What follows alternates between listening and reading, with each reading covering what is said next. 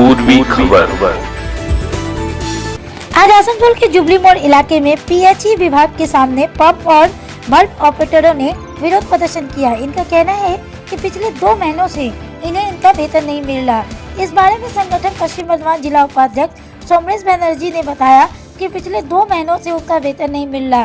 जब भी वेतन की बात करने जाते हैं तो कहा जाता है कि ठेकेदारों के अंतर्गत है, और ठेकेदारों से बात करने जाते हैं तो वे कहते हैं कि पीएचई का पेमेंट अभी तक नहीं आया है।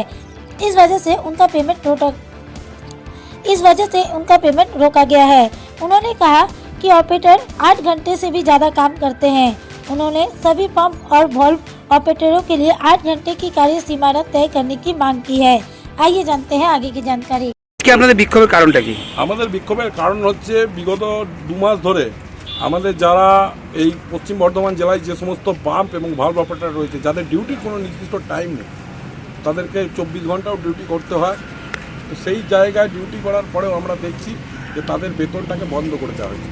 এবং আমরা যখন বাই ফোনের মাধ্যম দিয়ে আমরা যখন সমস্ত অফিসারদের সঙ্গে কথা বলেছিলাম, ওরা বলছে আপনাদের বেতন দিচ্ছে।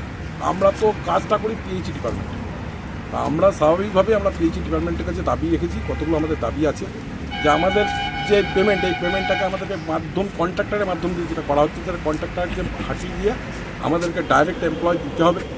এবং আমাদের যে কাজটা আমরা শ্রমটা দিই, সেই শ্রমের এগেনস্টে আমাদের যে পয়সাটা, আমাদের ন্যায্য যে পয়সাটা যেটা সরকার নির্ধারিত, সেই পয়সাটা আমাদেরকে অবিলম্বে প্রদান করতে হবে।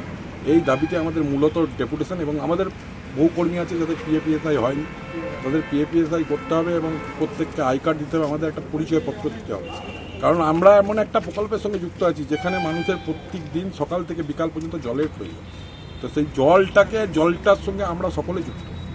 এবং আমরা প্রত্যন্ত গ্রাম অঞ্চলে বিভিন্ন জায়গায় এই জল জীবন মিশন প্রকল্পে এবং রাজ্য সরকার যেভাবে এটা তদারকি করছে এবং পয়সা দিচ্ছে, সেই জায়গায় পাম্প এবং ভালভ অপারেটর যারা রয়েছে, যারা দীর্ঘদিন ধরে এই কাজটা করছে, তারা সব ক্ষেত্রে বঞ্চিত হচ্ছে। অথচ আমরা দেখছি কন্ট্রাক্টর থেকে আরম্ভ করে অফিসাররা বিভিন্ন জায়গায় তারা কিন্তু বহাল তবিয়ত আছে, তাদের কিন্তু কন্ট্রাক্টররাও তো টাকা পাচ্ছে না, তারাও আন্দোলন করেছে এবং তারা 2 তারিখ থেকে তাদের পেমেন্ট দেওয়া বন্ধ করেছে। কন্ট্রাক্টরও টাকা পায়নি বলে তারা বিক্ষোভ করেছে।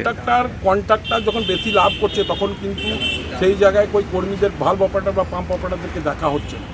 আমরা কিন্তু ডিউটি করছি, তারা কিন্তু টেন্ডার নিয়েছে, তাদের কিন্তু তারা পেমেন্ট পাচ্ছে কি পাচ্ছে না সেটা কিন্তু পিএইচই ডিপার্টমেন্টের সঙ্গে তারা বুঝে না।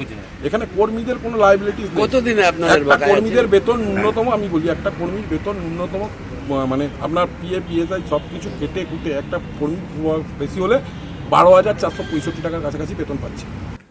এটা তো মানে এই ব্যাপারটা তো আমাদের যেরকম নর্মাল সিস্টেমে যেভাবে চলে, আমরা তো এজেন্সিরাই দিয়ে আসছি এতদিন ধরে। আর এটা এই মাসটাই প্রথম যাই, আগের মাসের বেতনটা হয়নি।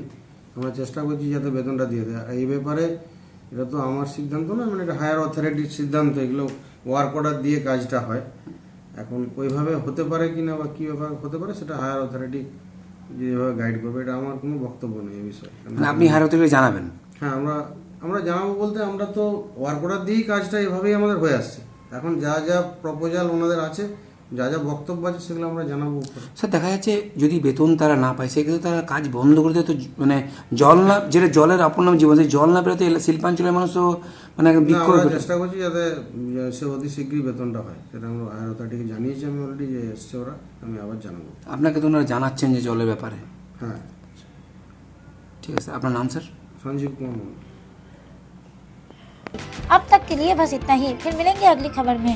ऐसी और भी खबरों के लिए बने रहे हमारे साथ। देखते रहे पूर्वी खबर। हमारे चैनल को लाइक शेयर सब्सक्राइब करना ना भूलें और बेल आइकन को दबाना ना भूलें और देखते रहें पूर्वी खबर।